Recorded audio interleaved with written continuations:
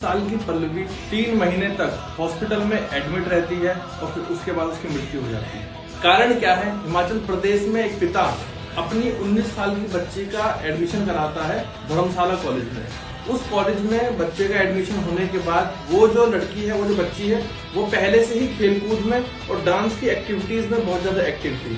जब उस बच्ची का फर्स्ट ईयर में एडमिशन होता है, एडमिशन होने के बाद उसके ही कॉलेज के 3 सीनियर उसको हरेस करने लग जाते हैं, उसकी रैगिंग करने लग जाते हैं। वो बार बार उनसे रिक्वेस्ट करती है कि भैया मेरे साथ ये चीजें मत कीजिए, मैं बहुत ज्यादा डिप्रेशन में जा रही हूँ। उसके बावजूद भी वो लोग नहीं मानते। इनफैक्ट वो इतनी हद तक गिर जाते हैं कि उस बच्ची के बाल काट देते हैं। बच्ची बहुत ज्यादा परेशान होने के बाद कॉलेज में ही एक प्रोफेसर के पास जाती है और उनसे रिक्वेस्ट करती है कि सर मुझे बचा लीजिए, और वो प्रोफेसर उसकी मजबूरी का फायदा उठाता है। प्रोफेसर सोचता है कि इसने अपने घर भी नहीं बताया, ये परेशान भी है, तो वो पल्लवी को सेक्सुअली हरेस करने लग जाता है, जो कि पल्लवी किसी को भी नहीं बता पाती। वो हरेसमेंट इस हद तक पहुंच जाता है कि वो बच्ची डिप्रेशन में चली जाती है।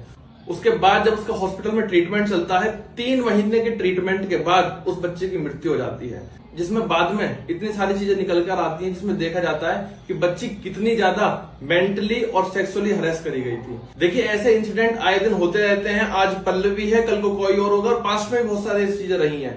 तो हम लोग क्यों कुछ नहीं कर पाते हैं? क्यों ऐसी चीजें बार बार जन्म लेती हैं? मेरी हर पेरेंट से, हर भाई से, हर पिता से रिक्वेस्ट है कि अपने बच्चे के साथ इतना घुल मिल कर रहिए कि अगर उसके साथ कुछ गलत होता है तो वो आपसे कहने में डरे ना। तो दोस्तों, मेरी आपसे एक ही रिक्वेस्ट है, वीडियो को ज्यादा से ज्यादा शेयर करें और कमेंट में उत्तराखंड पुलिस को टैग करें, और साथ ही ऐसे लोगों के साथ क्या होना चाहिए वो कमेंट में आपको जरूर बताना है, ताकि सरकार, समाज और प्रशासन कुछ एक्शन ले सके और ऐसे लोगों के खिलाफ सख्त कार्रवाई कर सके।